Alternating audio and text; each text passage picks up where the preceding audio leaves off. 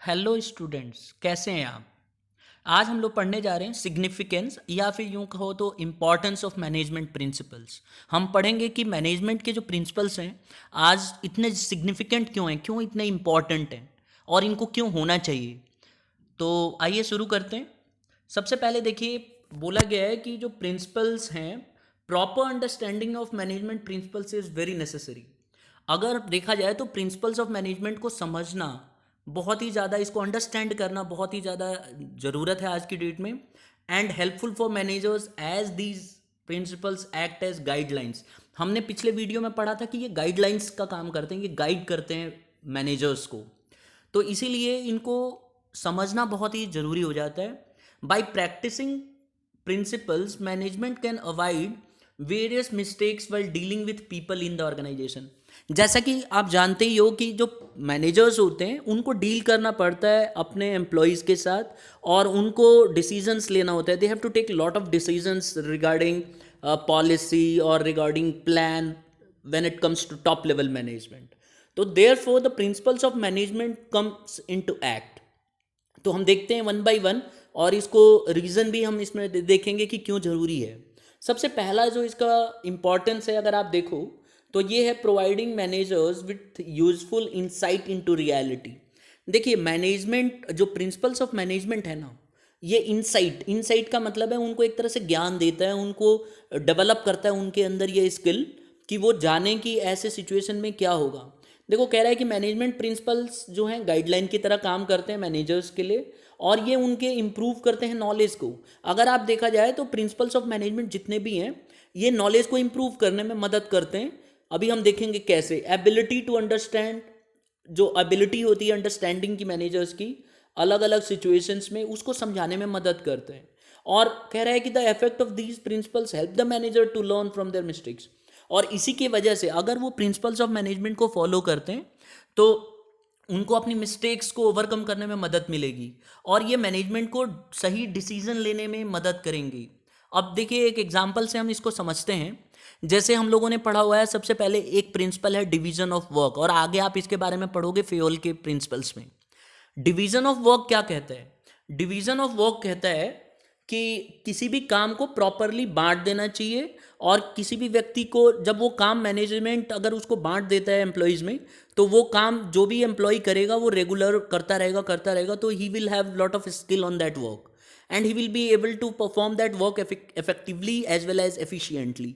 तो उसमें सबसे बड़ा फायदा ये होगा। तो इसीलिए कहा गया है कि मैनेजमेंट, अगर जैसे मान लो मैनेजमेंट ये पढ़ता है, या अगर प्रिंसिपल्स ऑफ मैनेजमेंट को स्टडी करता है मैनेजर, तो उसको पता है कि काम को अगर मैं बांट दूंगा तो काम जल्दी से होगा, इफेक्टिवली होगा। तो वो उसको एक तरह से इंसाइट दे रहा है। अब ये डिपेंड करता है उसके ऊपर कि वो उसको फॉलो करे या ना करे। इसी तरह से एक है डेलीगेशन ऑफ अथॉरिटी, ये भी आप आगे पढ़ोगे लेकिन मैं इसमें बता देता हूँ समझाने के लिए। डेलीगेशन ऑफ अथॉरिटी का मतलब होता है अपनी पावर को आगे बांटते रहना। तो आप देखते होगे बड़े बड़े ऑर्गेनाइजेशन में जो भी सीनियर होते हैं वो अपने जूनियर को पावर दे देते हैं कि आप ये काम करके लाइए, और काम को करने की ताकत भी देते हैं कि दूसरे को, जब वो अपने अंडर में जो उसके काम कर रहा होगा एम्प्लॉय के, उसको वो ऑर्डर दे सकता है। तो ऐसे में क्या होगा, काम इफेक्टिवली और एफिशिएंटली होगा।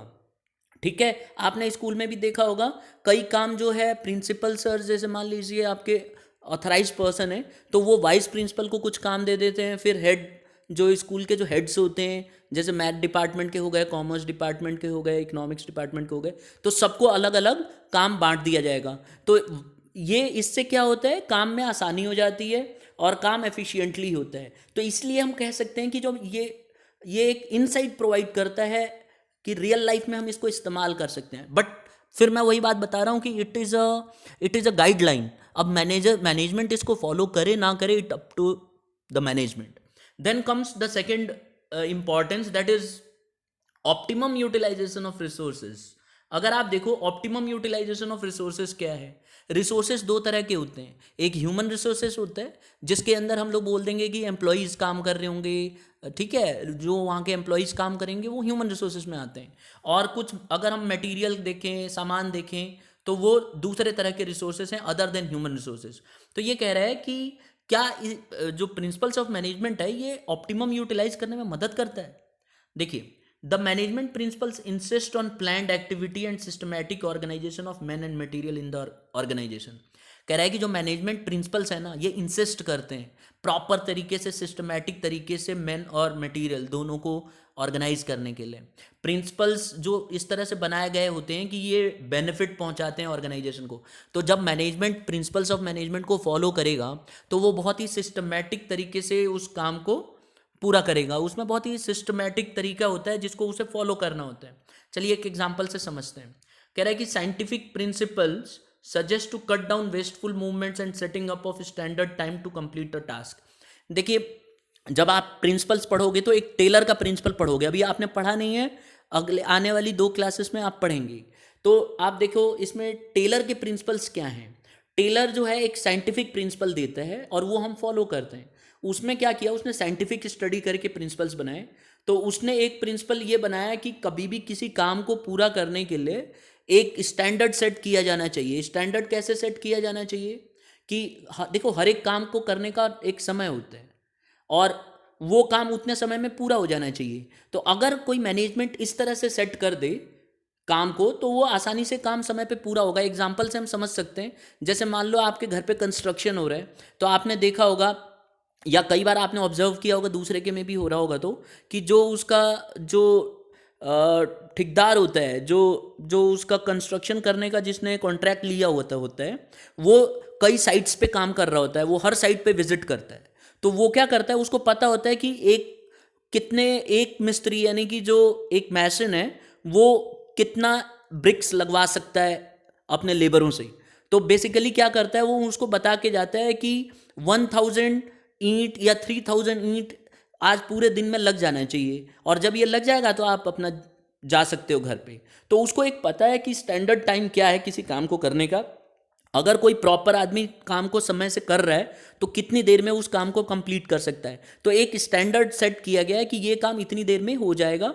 इसी तरह से आप देखते हो स्कूल में आपके एग्जाम होते हैं तो उसमें एक स्टैंडर्ड टाइम होता है। जो एफिशिएंट बच्चा होता है, कई बार एवरेज बच्चे भी होते हैं, कई इंटेलिजेंट भी होते हैं, तो एक ऐसा टाइम सेट किया जाता है कि नॉर्मल से नॉर्मल बच्चा इसमें इतने में ओवरऑल कर लेना चाहिए। तो इसीलिए आपको टाइम दिया जाता है कि आप इतने देर में आपको पेपर अटेम्प्ट करना है। अगर आप स्लो करोगे, आराम से रिलैक्स होके करोगे तो पेपर छूटेगा, और जल्दी जल्दी अगर आप टाइम से एवरेज अगर देखा जाए तो अगर सही करोगे तो टाइम पेपर कंप्लीट होगा जो है टाइम पे होगा।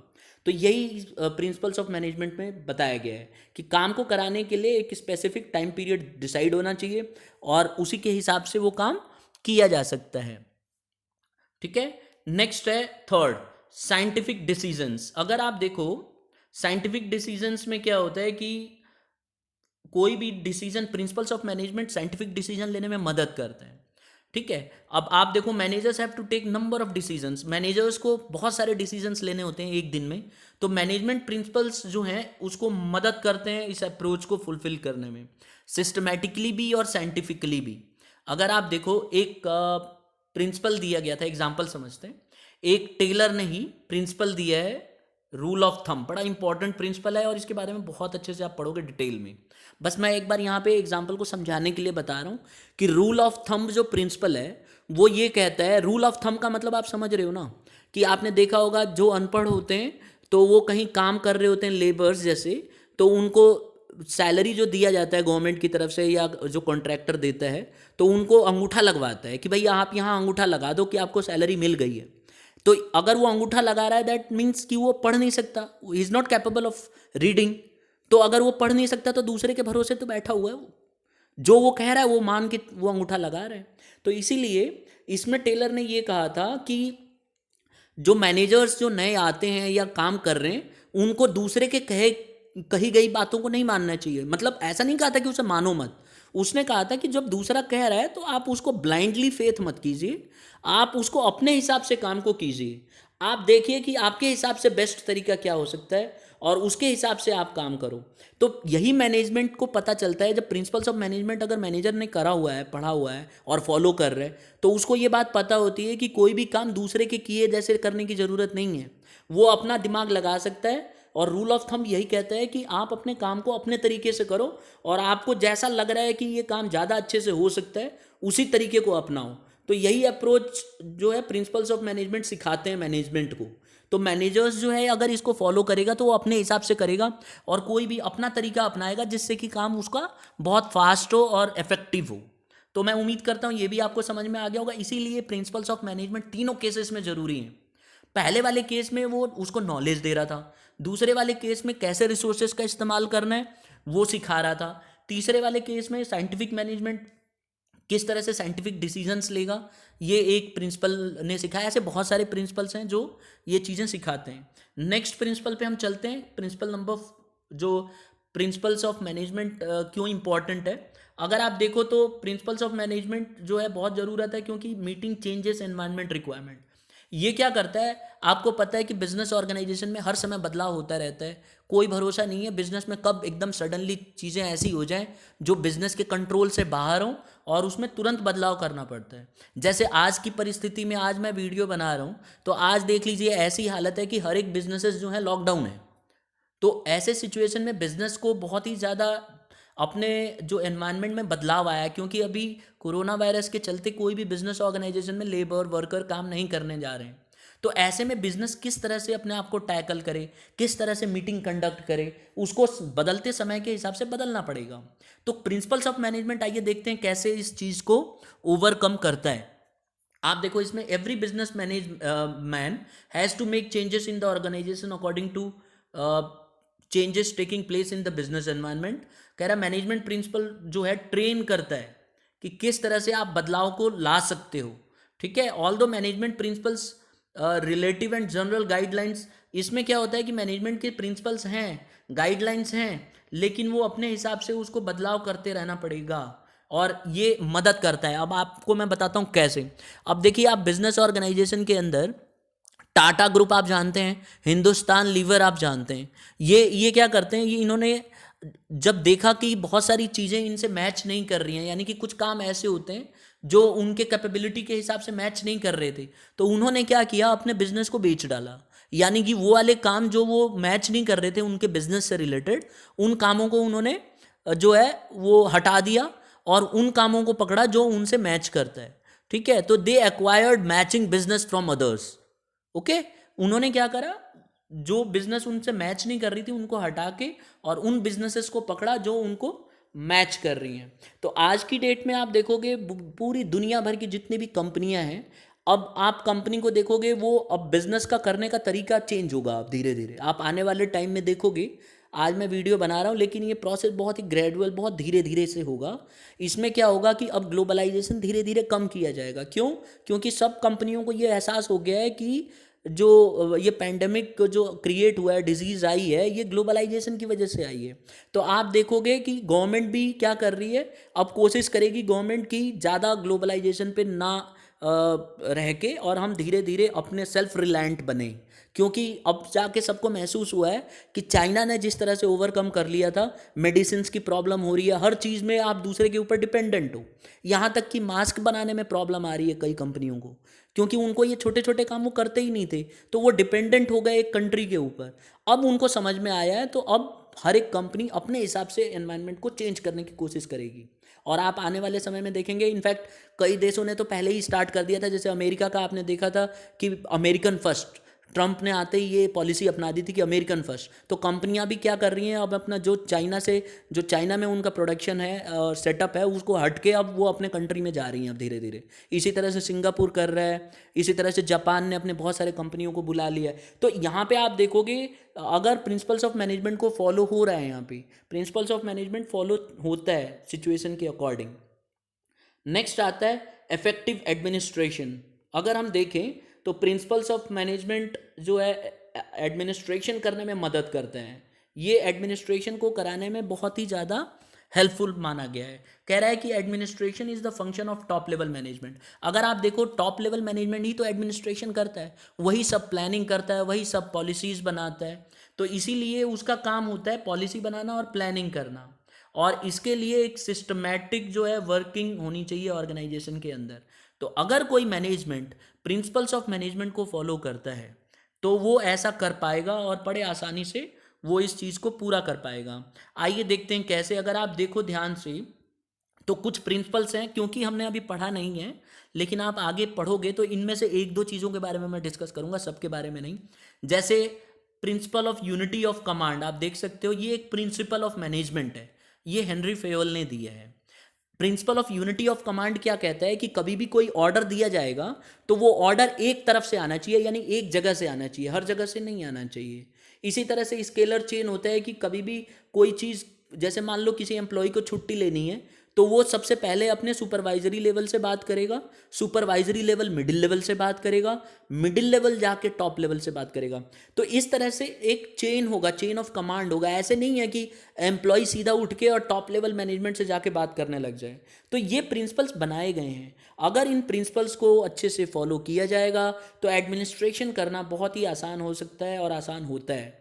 इसीलिए आपने देखा होगा, आपको कभी भी एज अ स्टूडेंट आपको कोई कंप्लेंट करनी है, सपोज करो क्लास में कोई स्टूडेंट आपके साथ मिसबिहेव कर रहा है, तो एज अ स्टूडेंट आप सबसे पहले क्या करोगे? आप डायरेक्टली प्रिंसिपल सर के पास नहीं जाओगे, आप पहले क्लास टीचर जो अथराइज पर्सन है उससे आप कंप्लेन करोगे, और वो आगे मैटर को लेके जाएगा कि ऐसे ऐसे प्रॉब्लम हो रही है, और एक हायरार्की को वो भी फॉलो करेगा। ठीक है, वो पहले डिस्कस करेगा टीचर्स से, जो सब्जेक्ट टीचर्स हैं, फिर वो वाइस प्रिंसिपल से डिस्कस करेंगे, और फिर ये हायरार्की प्रिंसिपल सर तक जाएगी।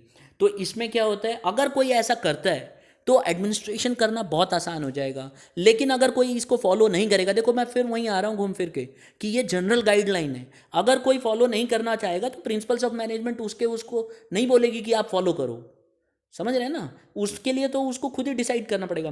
तो अगर वो इसको फॉलो कर रहा है तो दैट मीन्स कि बहुत अच्छे से एडमिनिस्ट्रेशन कर पाएगा और एक कॉमन डायरेक्शन की तरफ जाएगा और इफेक्टिव होगा मैनेजमेंट। तो आई होप ये बहुत आपको समझ में आ गया होगा अच्छे से। फिर नेक्स्ट आ जाते हैं हम लोग, सिक्स्थ जो है प्रिंसिपल्स क्यों इंपॉर्टेंट है, ये हमारी सोशल रेस्पॉन्सिबिलिटी को फुलफिल करने में मदद करता है। अब आप कहेंगे कि सर प्रिंसिपल्स ऑफ मैनेजमेंट कैसे सोशल रेस्पॉन्सिबिलिटी को फुलफिल करेगा? तो आपको ये समझना होगा कि ऐसे क्या कुछ प्रिंसिपल्स हैं जो सोसाइटी को इम्प्रूव करने में मदद करते हैं। तो आंसर है हाँ, ऐसे बहुत सारे प्रिंसिपल्स बनाए गए हैं। कुछ प्रिंसिपल्स ऐसे हैं जो ये बताते हैं कि प्रॉपर रेम्यूनरेशन यानी कि सैलरी दिया जाना चाहिए एम्प्लॉयज़ को। एक प्रिंसिपल है प्रिंसिपल ऑफ फेयर रेम्यूनरेशन, इसमें यह बताया गया है कि जो भी एम्प्लॉय रखा गया है ऑर्गेनाइजेशन के अंदर उसको इस तरह की सैलरी दिया जाना चाहिए, इस तरह का रेम्यूनरेशन दिया जाना चाहिए कि वो फेयर हो, उसके हिसाब से वो अच्छे से उस पर जहाँ पे भी वो सोसाइटी में रह रहा है एम्प्लॉय, वो एक अच्छा जीवन जी सके। तो ये मैनेजमेंट प्रिंसिपल में दिया गया है, ये फेयोल की प्रिंसिपल्स हैं जिसमें कहा गया है कि एडिक्वेट सैलरी एम्प्लॉयज़ को मिलना चाहिए, जिससे कि उनका जो इंटरेस्ट है ऑर्गेनाइजेशन के अंदर वो एम्प्लॉयज़ का वो मेंटेन रहे। तो आप देखोगे बिजनेस जो है सोसाइटी को क्रिएट करता है, और सोसाइटी जिस तरह से बिजनेस ऑर्गेनाइजेशन के अंदर अगर आप देखोगे प्रिंसिपल्स ऑफ मैनेजमेंट इस तरह से बनाए गए हैं कि सोसाइटी की ऑटोमेटिकली वो हेल्प करेंगे। तो आपको बस यही लिख देना है कि अगर कोई मैनेजर प्रिंसिपल्स ऑफ मैनेजमेंट को फॉलो करता है, जैसे कि प्रिंसिपल ऑफ फेयर रेम्यूनरेशन, तो उसमें साफ साफ वो लिखा गया है कि उसे रेम्यूनरेशन अच्छा देना चाहिए, काम के हिसाब से देना चाहिए, जो ज़्यादा काम करता है उसको सैलरी भी ज़्यादा दिया जा सकता है, जो एक पोस्ट पे है सबकी पोस्ट बराबर है तो उनको एक बराबर सैलरी देने की कोशिश करना चाहिए। ये सब प्रिंसिपल्स हैं, और अगर इसे कोई फॉलो करेगा ऑर्गेनाइजेशन तो ऑटोमेटिकली वो सोसाइटी की जो रेस्पॉन्सिबिलिटी है उसकी सोसाइटी के प्रति, वो उसको आसानी से फुलफिल कर पाएगा। अब लास्ट पे आ जाते हैं हम लोग, मैनेजमेंट जो है ये कह रहा है कि management training education and research में हेल्पफुल होता है। तो देखते हैं कैसे होता है। कह रहा है management principle stress on scientific judgement and logical thinking. Management के जो प्रिंसिपल्स हैं ये ज़्यादा दबाव देते हैं साइंटिफिक जजमेंट पे और लॉजिकल थिंकिंग पे। अगर आप कहोगे कि सर ये कैसे करेंगे, अगर आप देखिए इसमें MBA कराया जाता है मैनेजमेंट के अंदर, आपने सुना होगा MBA, यानी कि masters in business master of business administration होता है इसका फुल फॉर्म। और इसी तरह से एक होता है BBA, अगर आप देखो BBA ये होता है बैचलर ऑफ बिजनेस एडमिनिस्ट्रेशन। तो अब अगर हम मास्टर ऑफ बिजनेस एडमिनिस्ट्रेशन की बात करें तो इसमें लॉजिकल थिंकिंग का पेपर होता है। अगर आप देखोगे लॉजिकल रीजनिंग का एग्जाम होता है और स्टूडेंट्स को अपीयर होना पड़ता है और उसको क्लियर करना पड़ता है, तभी जाके वो MBA में उनको एडमिशन मिलता है। तो यहाँ पे आपने देखा कि उनको प्रॉपर लॉजिकल थिंकिंग देखी जा रही है और उनको एडुकेट किया जा रहा है, प्रॉपरली उनको ट्रेन किया जा रहा है, और एक तरह से उनको रिसर्च तरीके से करा के और फिर उनको ऑर्गेनाइजेशन में लिया जा रहा है। तो ये इसीलिए हम कह सकते हैं कि मैनेजमेंट के प्रिंसिपल्स जो होते हैं ये प्रॉपर तरीके से ट्रेनिंग, एजुकेशन और रिसर्च को बढ़ावा देते हैं, और इसके वजह से जो है इसके अंदर रिसर्च और एजुकेशन डेवलप होता है। ठीक है, तो आप देख सकते हो यहाँ पे लिखा हुआ है कि as principles provide organised body of knowledge, ये ऑर्गेनाइज्ड बॉडी ऑफ नॉलेज देते हैं and generate more and more knowledge, और ये ज़्यादा से ज़्यादा नॉलेज क्रिएट करते हैं क्योंकि एमबीए की भी पढ़ाई होती है और लोग इसको पढ़ के बहुत ज़्यादा नॉलेजेबल होते हैं। तो ये इससे हमने समझ लिया कि ये सारे के सारे प्रिंसिपल्स, जितने हमने 7 प्रिंसिपल्स पढ़े, ये सब सिग्निफिकेंट हैं मैनेजमेंट के अंदर। ठीक है, बिजनेस ऑर्गेनाइजेशन के लिए ये सिग्निफिकेंट है, तो इसीलिए ये इंपॉर्टेंट है। और सबके साथ आप एग्जाम्पल रिलेट करके एक्सप्लेन कर सकते हो, नोट्स बना सकते हो, और आपको कंफर्टेबल होगा और याद रहेगा।